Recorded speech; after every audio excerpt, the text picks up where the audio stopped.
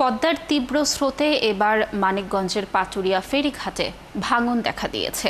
হুমকিতে পড়েছে ৩, ৪ ও ৫ নম্বর ফেরিঘাট। আর এতে আতঙ্কে রয়েছেন ঘাট পাড়ের মানুষ। এরই মধ্যে ভাঙন ঠেকাতে ঘাটগুলোর কয়েকটি স্থানে সামান্য কিছু বালু ভর্তি জিও ব্যাগ ফেলার কাজ শুরু করেছে বিআইডব্লিউটিএ কর্তৃপক্ষ।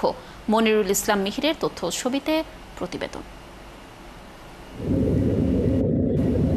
গত ৫ আগস্ট পদ্মার প্রবল স্রোতে ভেঙে যায় পাটুরিয়ার লঞ্চ ঘাটটি। এরপর স্রোতের তীব্রতা বেড়ে হুমকিতে পড়ে ফেরিঘাটগুলো। বুধবার সকালে পানির তীব্র স্রোত আঘাত হানে পাটুরিয়ার ৩ নম্বর ফেরিঘাটে। এতে ঘাটের কিছু অংশ নদীতে ভেঙে যায়। একইভাবে ৪ ও ৫ নম্বর ঘাটের অ্যাপ্রোচ সড়কে পানি উঠে র্যাম্প ডুবে যায়। আর ৪ নম্বর ঘাটের জিও ব্যাগ সহ কিছু অংশ নদীতে পড়ে যায়। এছাড়া প্রবল স্রোতে স্বাভাবিকভাবে পন্টুনে ভিড়তে পারছে না ফেরিগুলো। নদীতে স্রোতের তীব্রতা এত বেশি যে তীব্রতা কভার করা খুবই কষ্ট হচ্ছে। এতে করে আমাদের ৩, ৪, ৫ তিনটা ঘাটে অপারেশন চলতেছে, কিন্তু আমরা ঝুঁকির মধ্যে আছি। ঘাট সংশ্লিষ্টরা জানায় পানির তীব্র স্রোত সরাসরি এসে আঘাত হানছে ঘাটগুলোতে। এতে ঘাটের নিচের অংশের মাটি সরে গিয়ে আর এরপর থেকে ভয়ে আতঙ্কে আছেন ঘাটপাড়ের মানুষ।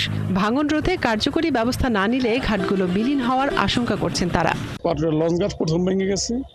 এখন আপনার ফেরিঘাটে যেমন ৩ নম্বর এখানে যেখান দিয়ে ভাঙছে, কিছু যে সাইডের নিচ দিয়ে ভাঙছে, ফেরিঘাটে আঘাত আনতেছে। ফেরিঘাটও ভাঙার সম্ভাবনা আছে, ওইরকম যে বস্তা মস্তা ফালাইতেছে। তো আমরা একটু আতঙ্কে আছি। ফেরিঘাট যদি হুমকির মুখে পড়ে তাহলে দক্ষিণবঙ্গের যে আপনার 22টা জেলা আছে, ওই যাত্রী এখান থেকে পারাপার করতে ওদের বিঘ্ন ঘটবো। ৪ নম্বর পল্টন আজকে 2বার টানছে, টানার পরে আবার নিচে পাক দিয়ে দাবাই নিচ্ছে।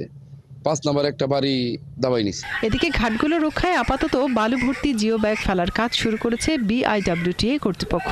তবে প্রয়োজনের তুলনায় সেগুলো কম হওয়ায় খুব একটা কাজে আসছে না বলে অভিযোগ ঘাট সংশ্লিষ্টদের। ডাম্পিং করতে হবে, ডাম্পিং করলে পারে অনেক বস্তা লাগবে। এই বস্তাগুলো থাকলে নিচে গভীরে যাবে, গভীর থেকে মাটি ধরতে ধরতে উপরে আসতে হবে। যদি ৩০ হাত যদি গভীরও থাকে এখানে, তাহলে ৩০ খান বস্তা দিলে সে আপনার উইট আসবো, তারপর সে তলায় পাবো। আধখানে শাসন করলে হবে না, শাসনগুলো নদী ভালো শাসন করতে হবে। এ বিষয়ে বিআইডব্লিউটিএ কর্তৃপক্ষ বলছে ভাঙন ঠেকাতে কিছু জিও ব্যাগ ফেলা হচ্ছে, তবে বড় ধরনের উদ্যোগ নিতে পানি উন্নয়ন বোর্ডকে জানানো হয়েছে। হঠাৎ যে ভাঙাটা, এই ভাঙাটা প্রতিরোধ করার জন্য আমাদের কিছু জিও ব্যাগ অস্থায়ী ভিত্তিতে কিছু জিও ব্যাগ রাখি।